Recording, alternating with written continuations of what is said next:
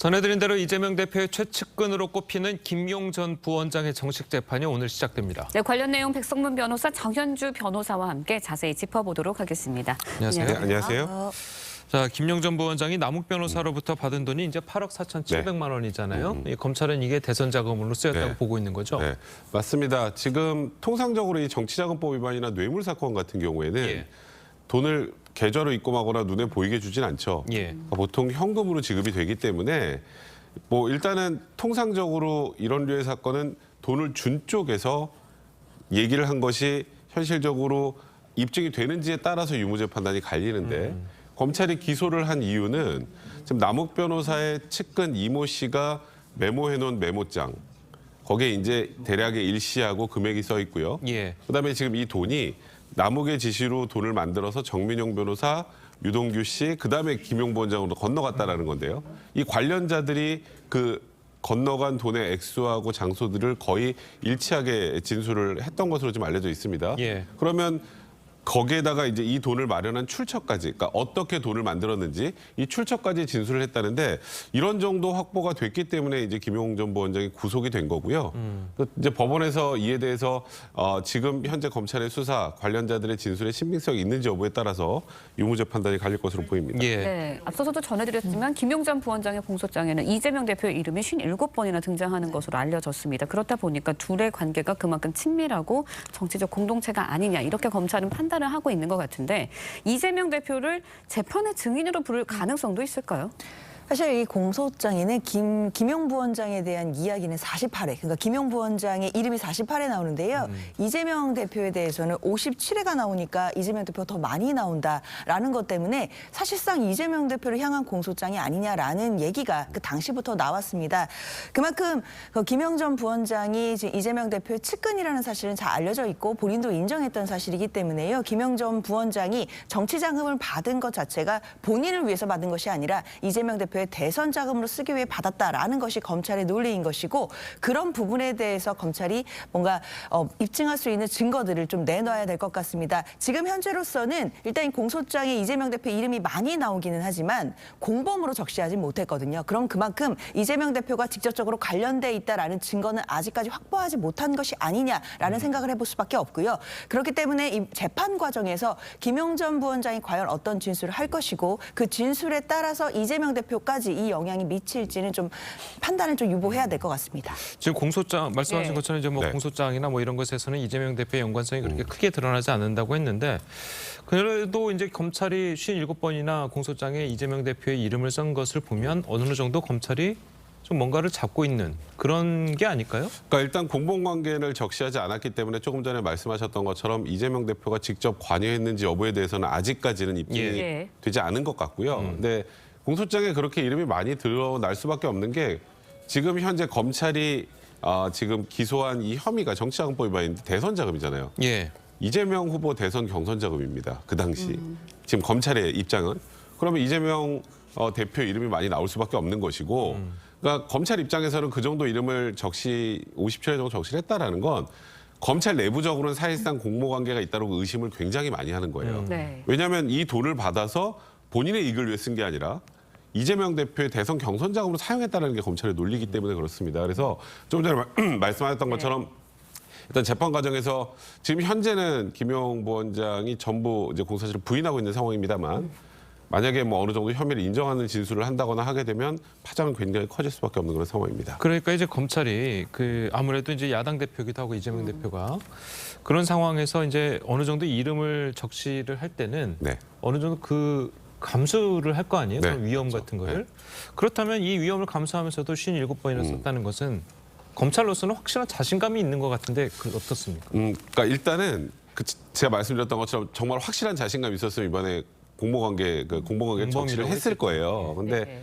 제가 말씀드렸던 것처럼 이 정치자금법 위반 사건의 돈의 흐름을 보면 남욱 변호사에서 정민용 변호사, 정민용 변호사에서 유동규 본부장, 유동규 본부장에서 김용 부원장까지 온 것은 진술의 흐름이나 돈의 흐름이 어느 정도 확보가 된 것인데 여기서 김용 부원장과 이재명 대표가 그 당시에 공모해서 대선 자금을 마련해와라라고 공모했는지 여부는 사실 이 둘밖에 모릅니다. 그렇겠죠. 그렇죠. 그러니까 지금 현 시점에서는 김용 부원장이나 정진상 전 실장의 입을 통해서 공모와 관련된 무언가 얘기가 나와야지 그게 아니면 사실 지금 이 상황에서 이재명 대표까지 올라가는 건 지금 쉬운 상황은 아닙니다. 예. 네, 그렇기 때문에 오늘 재판이 어떻게 보면 굉장히 큰 의미가 있고 좀 관심이 쏠리고 있는 것 같은데 언론 보도에 따르면 이제 검찰이 김용 전 부원장을 재판에 넘기면서 작은 전달 지시와 시기와 액수가 적힌 자필 메모 법원에 제출했다고 합니다. 그런데 이게 중요한 증거가 될 수 있을까요? 일단 검찰 입장에서는 그동안 이야기했던 물증 중에 하나가 이것인 것 같습니다. 즉 남욱 그 변호사의 측근이 작성했다라고 알려진 메모인데요. 사실 리리스트 골프라고 쓰여 있고 그러니까 이제 남욱 변호사 측에서는 일단 골프라고 써서 뭐 골프와 관련된 이야기인 것처럼 위장하려고 했다. 그러나 사실은 이재명 대표 측에 돈을 전달한 내용에 대한 것, 그러니까 자금을 마련한 부분에 대한 부분을 작성한 것이다. 뭐 이렇게 얘기를 하고 있는데요. 사실 결국 우리가 예전에도 과거 사례에서도 수많은 뇌물 사건에서 뇌물을 준 쪽에서 작성했던 그 메모들이 과연 재판 과정에서 증거 능력이 인정될 것인지 그리고 증거 능력이 인정된다고 하더라도 이것의 증명력을 어디까지 볼 것인지에 대해서는 많은 논란들이 있었고 사건마다 결론이 달라진 경우들도 많이 있습니다. 이번 사건에서도 결국에는 뭐 남욱 변호사나 뭐 유동규 전 본부장의 뭐 그런 진술 말고도 이 물증 그러니까 이 남욱의 측근의 메모라는 부분들이 증거 능력이 일단 인정될지 여부가 먼저 문제가 될 텐데요. 과연 이 부분을 재판의 증거로 쓸 수 있을지를 재판부가 판단할 것이고 만약에 증거 능력이 있어서 재판에 쓴다고 하더라도 단순히 정황 증거로만 볼 것인지 아니면 돈을 주고받은 직접 증거로 사용할 것인지는 앞으로 재판 과정이 좀 달리긴 했는데요. 증거 능력 자체가 인정될지 여부도 아직까지는 미지수이기 때문에 좀 재판 과정에서 이 부분이 좀 치열하게 논쟁이 될 것 같습니다. 근데 다만 이모 씨가 증인으로 나올 거예요. 증인으로 나와서 본인이 원진술자가 진술을 할 것이고 그러니까 지금 이 메모가 중요한 이유는 이 메모만 사실 딸랑 있다고 해서 뭐 김용 부원장의 유죄가 인정되진 않죠. 그렇죠. 이 메모만 가지고. 근데 문제는 이 이모 씨가 여기 메모에 적힌 이 돈을 어떻게 마련했는지도 구체적으로 진술이 있다고 하고요. 그리고 그 마련된 돈이 지금 최종적으로 김용 부원장한테까지 전달되는 과정이 한 번에 간 게 아니라 두 번 거쳤잖아요. 정민용 네. 변호사나 유동규 본부장. 근데 분리해서 진술을 했는데 그 금액이나 시기가 일정하단 말이에요. 일치한단 말이에요.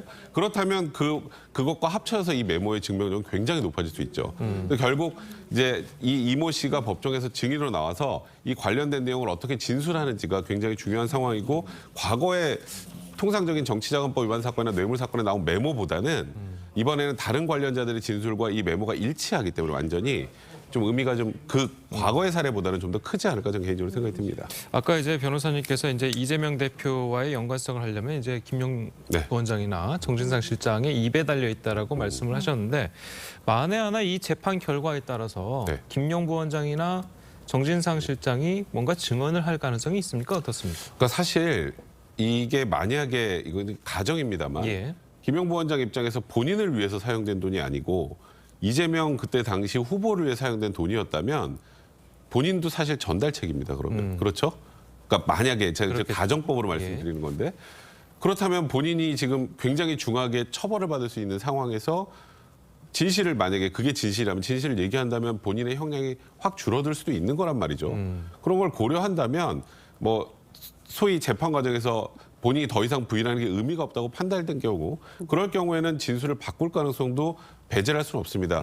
그리고 설사 김용 부원장이 진술하지 않는다고 하더라도 이게 만약에 유죄 판단이 나오면 이 돈은 아까 누차 말씀드렸던 것처럼 이재명 대표 당시 후보 시절에 대선 자금으로 사용된 거예요. 그럼 이재명 대표가 과연 법적으로 모르겠지만 정책으로 자유로울 수 있겠습니까? 네. 타격은 굉장히 클 수밖에 없습니다. 예. 이재명 대표의 또 다른 최측근이죠. 정진상 전 실장 오는 10일 세 번째 공판 준비 기일을 갖게 됩니다. 이렇게 되면서 이제 이 대표의 최측근들이 모두 재판을 받게 되는 상황이거든요. 이 대표에게도 영향이 미칠 수밖에 없을 것 같아요. 일단 백 변호사님 말씀 주신 것처럼 사실 이재명 대표에게 정치적으로 봤을 때 굉장히 지금 큰 고비가 되는 것은 분명해 보입니다. 본인을 향한 직접적인 수사와 그리고 재판 과정도 앞으로 험난한 상황이긴 한데요. 그뿐만 아니라 이제 측근들에 대해서도 재판이 본격적으로 시작이 되고 그 관련돼서 이제 물증이라든지 여러 이제 진술자들의 진술 증거들이 재판 과정에서 나오게 될 텐데 이런 부분들 같은 경우에도 측근의 행위이기 때문에 이재명 대표가 직접적으로 법적 책임이 없다고 하더라도 정치적으로 큰 부담이 될 수밖에 없습니다.